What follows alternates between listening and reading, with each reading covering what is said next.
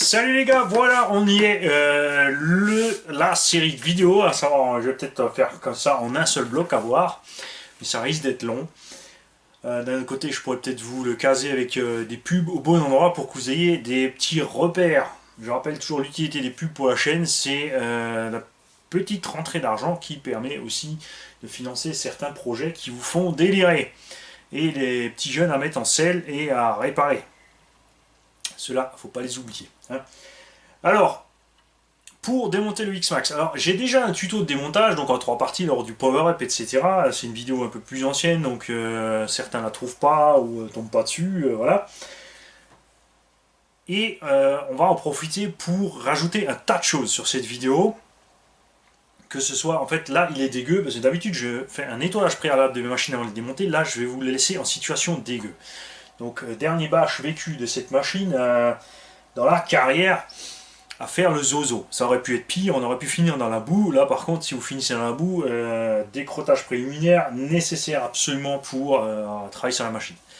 J'aurais aussi pu déjà enlever des vis et desserrer, enfin séparer déjà certaines parties pour accélérer le rythme de la vidéo en fait, c'est-à-dire vous dire voilà, je t'enlève là et là sur la morteau, hop je te sors la morteau. Mais on va faire une vidéo qui combine la réalité des choses sur le terrain avec, là maintenant on a un atelier c'est sûr, mais il faudra imaginer la même chose sur le terrain. Alors moi c'est sûr, je suis un extrémiste, sur le terrain j'ai réellement une visseuse avec, hein. Ça c'est la visseuse d'atelier, j'ai une visseuse de terrain. On est des grands malades, c'est comme ça. Après quand j'étais gamin j'avais avec les tournevis, donc c'est sûr qu'avec les tournevis ça risque de mettre un moment en plus, sauf comme dit pour les petites réparations qu'on va vous montrer là.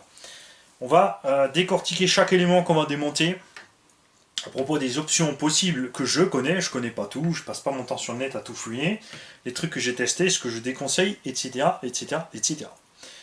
Bien sûr, toujours avec une grande attente de votre part, de partage de ce que vous avez testé, etc., etc. J'invite surtout les gens qui ont fait de la pratique.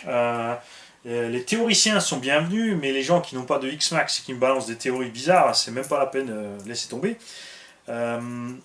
Vous pouvez partager quand même, attention, vous êtes bienvenus, mais vous pouvez soumettre une hypothèse, mais les gens qui vous posaient des hypothèses comme si c'était des maximes et des lois, ceux-là sont pas bienvenus, hein. On est là pour le partager, pour s'éclater, on n'a pas le temps pour les ennuyeux. Pour démonter le X-Max, il ne te faut pas grand-chose. Il te faut un type c'est un embout de visseuse, hein. Donc en 6 pans, en 2 mm, et en 2 mm et demi. Je conseille un objet pointu. Ici j'ai une pointe à tracer, vous pouvez bien sûr prendre tout simplement un vieux tournevis et le tailler en pointe, c'est réglé. Il faut un tout petit mini 1,5, mais uniquement pour le BTR de l'antenne. Ça c'est vraiment pas un truc utile sur le terrain, c'est pas un problème. Donc on va laisser celui-là de côté. Il faut donc principalement en fait 3 outils et évidemment la clé pour démonter les roues. Chose avec laquelle nous allons commencer. Sur le terrain aussi, n'hésitez pas à avoir un marteau avec, un tournevis plat, ça c'est clair. Même un tournevis un peu plus gros parce que des fois on arrive à mettre les pièces plastiques dans un angle un peu étrange que on ne peut plus refaire soi-même en fait. Il est nécessaire de démonter et des fois de forcer un bon coup. Alors les roues, beaucoup de soucis sur les roues de 6S. La gomme fragile, beaucoup de ballonnement, beaucoup d'éclatement.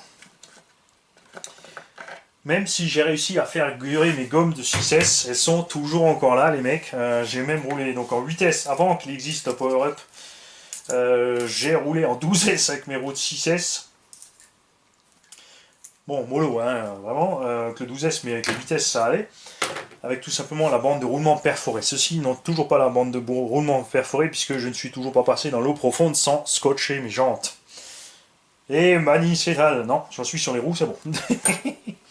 Alors, les 6S, les jantes cassaient systématiquement ici autour, on avait des craquelures, finalement des gros morceaux qui partaient.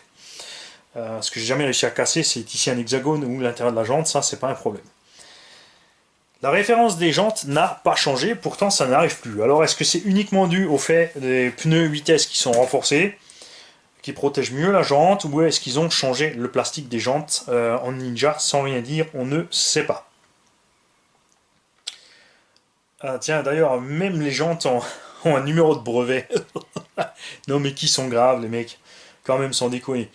Alors, moi je suis très très content de ces pneus, ils ont une très bonne accroche sur tout type de terrain. Ils tiennent bien même sur le goudron, même en durée de vie. Dans l'herbe évidemment c'est l'endroit le plus malsain pour AMT, il faut dire ce qui est. Ça accroche bien, les pneus sont mous donc ça s'écrase, on a une hauteur de caisse importante, s'il ne peut pas glisser, c'est plus délicat à rouler mais ça se passe bien. En option possible, il y a les roues Proline, que définitivement je n'aime pas pour des raisons de masse en motorisation, 850 grammes, le pneu beaucoup plus dur et en taille moins haute. Ça, on le sent à l'accélération, c'est plus balourd.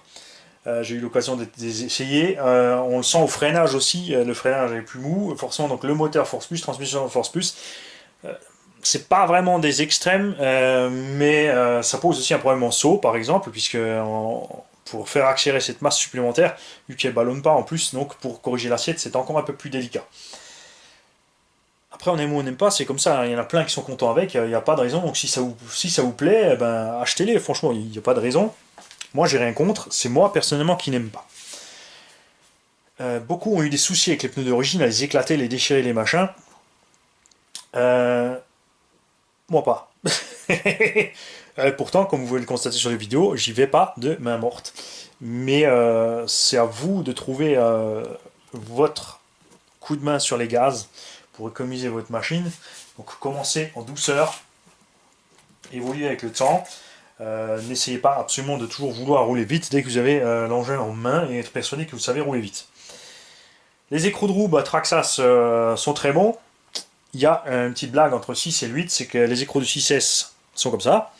Les écrous du 8 sont uniquement du vitesse 4 petites ou 5 petites cannelures à l'intérieur, donc ils sont faits moins chers. Ça tient pareil, il n'y a pas de souci. Si vous achetez à part ou en option, vous trouvez toujours encore cela, sans problème. C'est juste vraiment sur le vitesse origine sortie du carton qu'on a les autres écrous. Il y a évidemment plein de fabricants qui font des écrous qui vont dessus. Comme c'est du 17 mm standard, tout ce qui est un 8ème, attention par contre il y a deux filetages. Ici on a du gros filetage, il y a beaucoup de 8ème qui ont du filetage plus fin.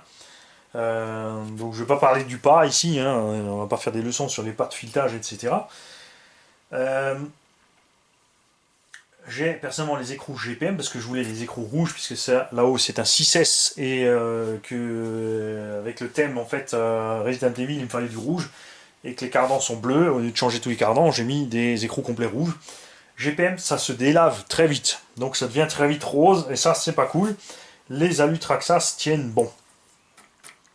Ensuite, il y a petit goupille ici, qui est devant l'hexagone. Je te le tourne, voilà. Celle-ci est devant l'hexagone, n'est-ce pas? Bip bip. Non, vous en faites pas, il y en a plein qui ont fait ça. Si vous montez cette goupille à l'arrière de l'hexagone, déjà, votre roue va être voilée à l'utilisation et la goupille va s'enfoncer dans le roulement, vous allez flinguer le roulement. Donc goupille ne tient uniquement que l'hexagone. Alors on pourrait rouler sans, en fait. On pourrait se dire, tiens, si on la met pas, c'est pas un problème, puisque l'hexagone est maintenu par la jante par l'écrou, donc ça peut pas se barrer.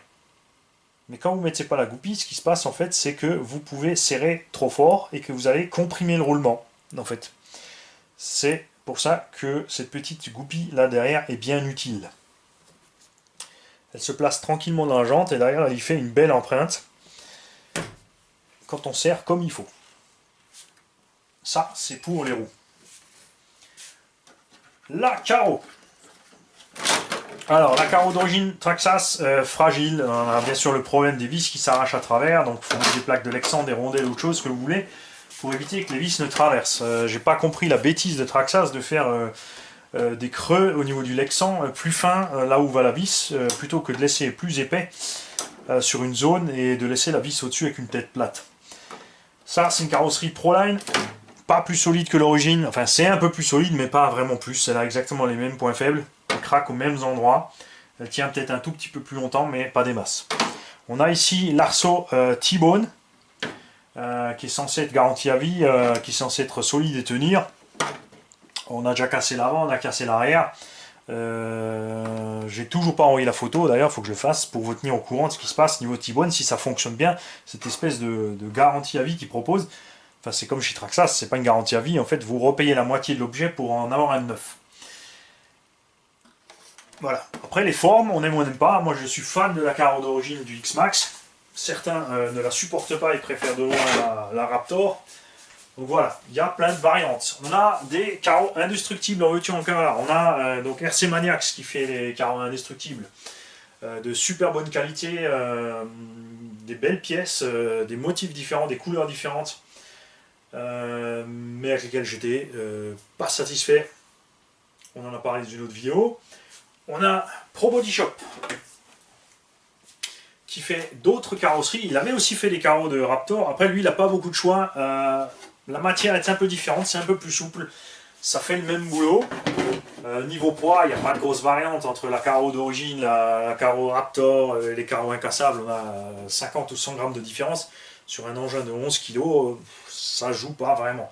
C'est sûr que si on cumule la carreau, plus la cage, plus les roues plus lourdes, plus les machins, les bidules, plus l'alu, là, ça devient serré, mais ça, on y viendra plus tard. Et on a De Witz RC Kappen qui fait du blanc et du noir en Raptor. C'est entre la finition du V1 et du V2 de chez RC Maniax. Par contre, il faut aller trouver sa page Facebook.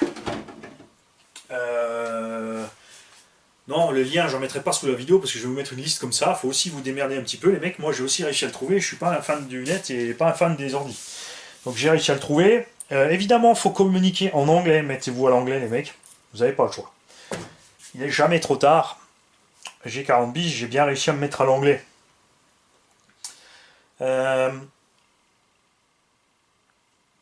Niveau des tarifs, on est toujours à peu près équivalent. Hein. Ça varie entre 80 et 110 euros les carreaux, plus ou moins les frais de port, etc. etc.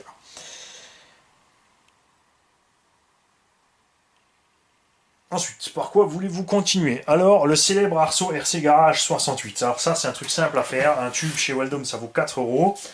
Le pli ici, en fait, et là, permettent de la flexibilité de l'ensemble.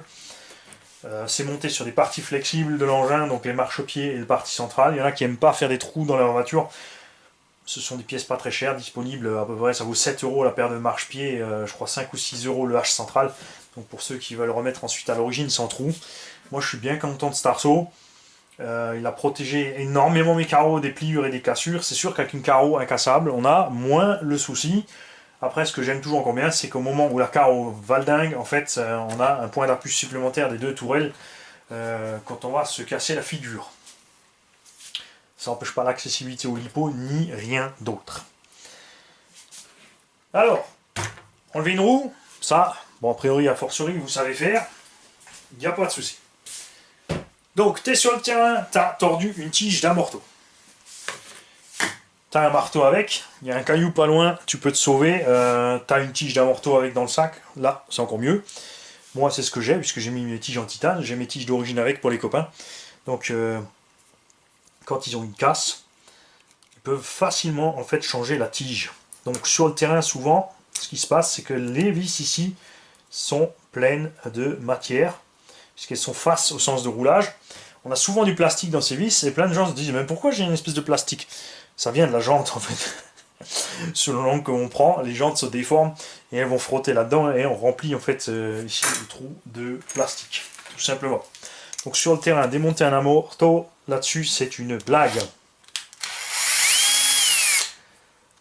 Comme partout, ils ont mis des axes de 4 mm bien costauds.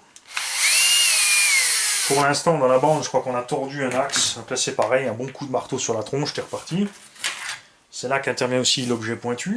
Tu peux ressortir tes axes. Si tes axes sont coincés, eh ben, c'est ta faute, c'est que tu fais mal tes entretiens et que tu as mal graissé, huilé, et que tu as laissé pourrir tes axes dans le plastique. Du coup, ça grince, ça accroche, tu as une usure en fait de la matière, et ils finissent par coincer dedans, mais on n'arrive toujours pas à les sortir. Si tu n'arrives pas à les sortir, effectivement, il te faut un objet pointu un peu plus solide et un petit coup de marteau pour réussir à sortir de là. Là, tu as ton amorto en main. Tu as ensuite face un truc génial, c'est la coupelle vissée.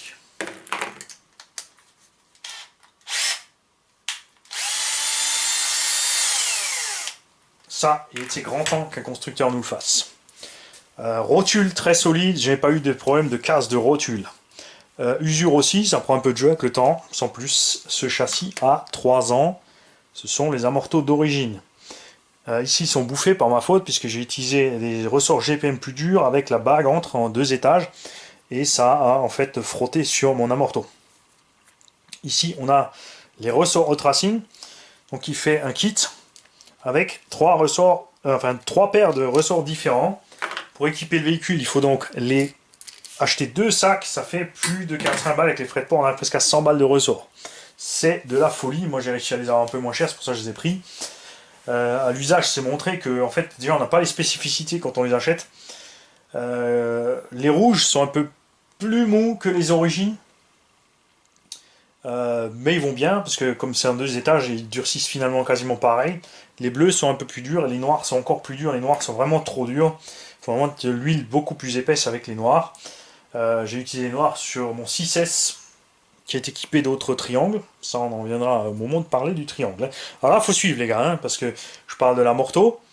Ça influe forcément sur d'autres trucs. Donc, quand on reviendra sur l'autre pièce, on reviendra en arrière sur la Morteau, hein. Attention, donc tu enregistres le jeune et tu suis. Et arrête de faire avec ton café parce que je m'entends pas parler. La molette, c'est pareil, ça existe en alu. Totalement inutile. Ça m'est jamais arrivé qu'elle ait décranté ou fendu ou cassé ou quoi que ce soit. Capuchon existe en alu. On en a cassé 2 dans toute la bande, je crois. Un sur le 6S un coup et un autre sur... c'était aussi le 6S, il me semble. Ça s'est fendu ici. Ça s'est ouvert suite forcément à un effort en traction, donc une grosse gamelle en sens inverse. Ça a tiré dessus. Donc qu'est-ce qui se passerait maintenant avec le capuchon alu? Le capuchon alu tiendrait, mais l'autre pièce en plastique, ce serait donc le bas ici. Et à un moment, ça serait là que ça taperait. Ou alors un plus gros choc dans la tourelle. Personnellement, donc, je reste sur le plastique. Pas cher. Facile à remplacer. Et ce que j'aime bien dans le plastique toujours, c'est que la rotule est bien clipsée dedans. Tient bien. Souvent sur les capuchons alu, on a des problèmes de maintien de ces rotules dont je ne suis absolument pas fan. Ta tige donc est tordue. Suffit de dévisser là en bas. Oui, ouais, moi je le fais à la main. Laissez tomber les mecs. Prenez une pince, un outil. C'est vrai que là, il faudrait une grosse clé. Avec une pince, ça va aussi, un chiffon. Mettez un chiffon pour pas endommager le plastoc. Après, de toute façon, il en prend tellement dans la tronche que de toute manière, ça se verra plus si vous avez laissé 2-3 traces de pince. Puis c'est votre machine, faites ce que vous voulez. Après, si vous êtes pointu et délicat, ce que je comprends tout à fait, et que vous aimez prendre soin de vos trucs à mort, promenez-vous avec la bonne clé ici, qui doit être du 16 ou du 17 ou... Non, je raconte une connerie, c'est même du 19 ou du 21. Alors, tu dévisses ta cartouche. Voilà. Et t'es dans l'huile. Ici aussi, l'huile de ces amortos n'a pas été changée. On a roulé, roulé, roulé, roulé, fait le plein quand il en manquait, roulé, roulé, roulé. Ça vous donne une jolie pâte grise comme ça, en fait, qui est la détérioration de l'anodisation à l'intérieur, du plastique du piston, et même s'il y a plusieurs joints toriques à l'intérieur, d'une façon ou d'une autre, il y a toujours un peu de saleté qui rentre à l'intérieur. Donc là, tu dévisses ton écrou du haut, tu enlèves ton piston, il y a une rondelle en dessous, celle-là, il faut la récupérer. Ne l'oubliez pas, la rondelle du dessous empêche en fait la tige d'amorto d'abîmer le piston, puisque en haut il y a l'écrou qui est bien large, c'est pas un problème. Tu sors ça de là, tu redresses ta tige en cas de besoin sur le terrain, tu vas finir de rouler, tu vas pas rentrer au bout de 5 minutes parce que tu as tordu une tige et que tu n'en as pas en stock. Donc tu tords ta tige d'une façon ou d'une autre, tu te débrouilles, tu deviens inventif, tu remets la tige, t'es reparti. Évitez de tordre la tige dans l'amorto, vous allez endommager plus. C'est pas du gros boulot de démonter tout ça. Si tu as une autre tige, tu passes ton autre tige, tu remontes. Tu fais évidemment attention sur le terrain à pas mettre de la merde partout dedans. Après, de toute façon, à la maison, rien ne t'empêche d'ouvrir, de tout nettoyer et de virer tout ça. Celui-là, il va continuer avec sa vieille huile jusqu'à ce qu'il se passe quelque chose avec cet amorto. Le racleur ici est très bien fait, il est absolument génial. Ce joint-là, en fait, est un racleur. Vous allez voir, je vais l'enlever devant la caméra. Voilà. Il n'y a pas de saleté à l'intérieur. Il y a toujours un peu d'huile, c'est normal, ce sont des joints toriques, pas des joints spi. On n'est pas dans l'automobile, on est dans la RC. Toute la saleté reste bien dans ce racleur, voilà.